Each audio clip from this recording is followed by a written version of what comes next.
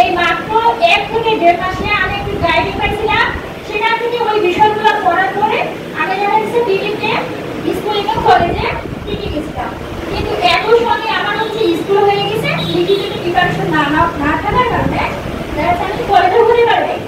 কিন্তু এইখানে মানে আমাদের চাকরি পাওয়ার জন্য আমরা অনেক করতে পারি, আমাদের জব এই কোচিং শুধু আমরা কি করবে গাইডেন্স দিই, মানে সারা বলবে যে আমাদের এই জায়গাগুলো থেকে মানে যে বিষয়গুলো আছে এখান থেকে কিছু কিছু বিষয় খুব ইম্পর্টেন্ট, এগুলোতে বেশি ধারণা নিবে এবং আর কিছু কিছু বিষয় কিছু থাকেই হয়ে যায়, এই অল্প সময়ের মধ্যে করা যায়। আর বিশেষ করে আমাদের সময় তো লিখিত ছিল, লিখিত তো সেখানে অনেক পরিশ্রম দিতে হতো।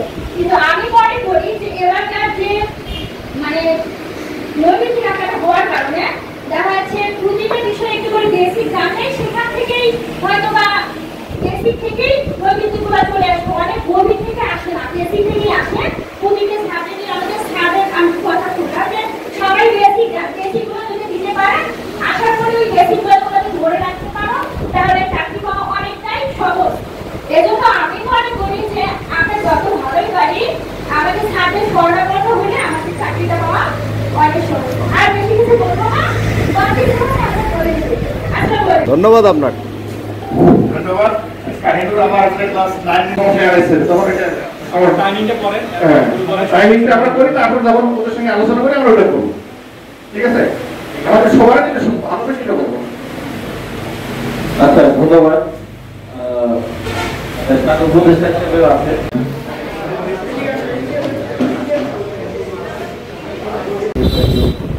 وأتوب إليك وتوب فاستغفر اللهم صل على محمد وعلى آل محمد كما صليت على إبراهيم وعلى آل إبراهيم إنك حميد مجيد اللهم بارك على محمد وعلى آل محمد كما باركت على إبراهيم وعلى آل إبراهيم إنك حميد مجيد الحمد لله رب العالمين والعاقبة للمتقين والصلاة والسلام على رسوله الكريم وعلى آله وأصحابه أجمعين يا حي يا قيوم برحمتك نستغيث اللهم اكفنا بحلالك عن حرامك وأغننا بفضلك عما